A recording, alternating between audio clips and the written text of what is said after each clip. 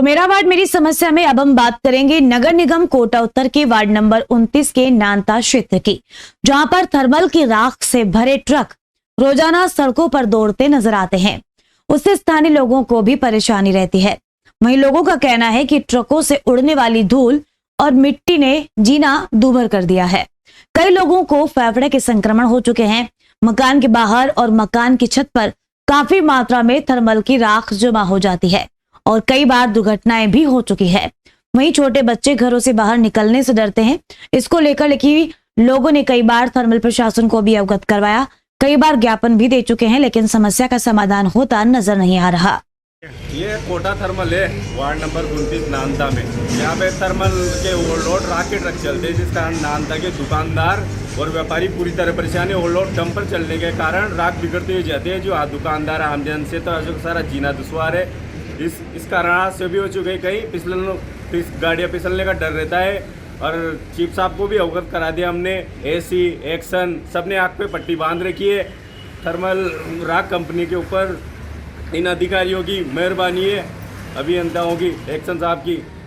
मैं आपसे ये अनुरोध है, जल्द से जल्द एक कोचिंग सिटी एरिया होने के बावजूद भी ओवरलोड भी चलती है। और दूसरी बात ये क्या है, नो एंट्री में भी शहर में धड़ल्ले से 24 घंटे गाड़ियाँ जाती है, जिस प्रकार से होने का डर है। कोचिंग सिटी है। हम माननीय कोटा शहर के गौरव बिरला साहब के एरिया को इस प्रकार से राख के प्रदूषण से धूमिल नहीं होने देंगे। अगर जल्दी थर्मल प्रशासन ने इस राख कंपनी के खिलाफ कार्रवाई नहीं की तो जल्दी उग्र प्रदर्शन किया जाएगा और बिरला साहब और माननीय दारीवाल साहब को अवगत कराया जाएगा। ठीक है, मकानों की सफाई करनी पड़ती है, फिर करनी पड़ती है। दुकानदार है, सारे व्यापारी संघ है, ये उपाध्यक्ष साहब है व्यापार संघ के।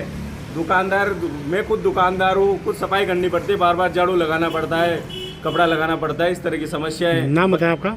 सूरज सैनी। बच्चा साइकिल लेके जा रहा था, राख के कारण फिसल गया। मतलब बड़ी मुश्किल से डंपर के ब्रेक लगे, अन्यथा बहुत बड़ा हादसा हो जाता। प्रशासन देखता रहता है। ये बात चीफ साहब को अवगत कराई। चीफ साहब ने कहा मैं कार्रवाई करता। अभी तक कोई कार्रवाई नहीं हुई।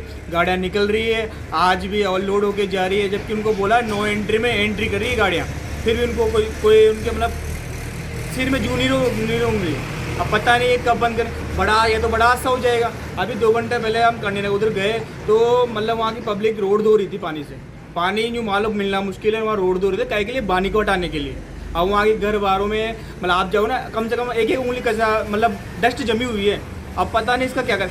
अब उस डस्ट से लोग बागों का जीवन भी खराब हो रहा है, कई बीमारियाँ भी हो रही है। वो पहले यहाँ धुएं की प्रॉब्लम नहीं, प्रॉब्लम हो रही है राख की। अब पता नहीं क्या हो। प्रशासन आँख पे पट्टी बांध कर बैठा हुआ है। कौन सा एरिया है पूरा? ये नानता करनी नगर। नाम बताएं आपका? अभिषेक से।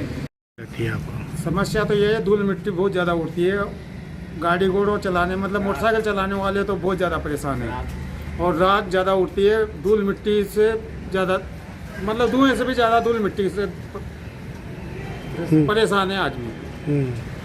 और छतों पे जब सुबह झाड़ू निकालते हैं तो आधी तगारी मिट्टी निकलती है डेली। इतनी ज़्यादा मिट्टी है, मिट्टी से ज़्यादा परेशान है। और यहाँ पर टीबी के मरीज अधिकतर हो रहे हैं प्रदूषण की वजह से। क्या कहना चाहेंगे प्रशासन से? प्रशासन से ये है कि इसको कम करके और या अलग मार्ग दे रखा है तो उचित मार्ग से निकाल के ले जावे। अंदर न निकले गाड़ियाँ, तो धूल मिट्टी से सब बचेंगे। नाम बताएं आपका?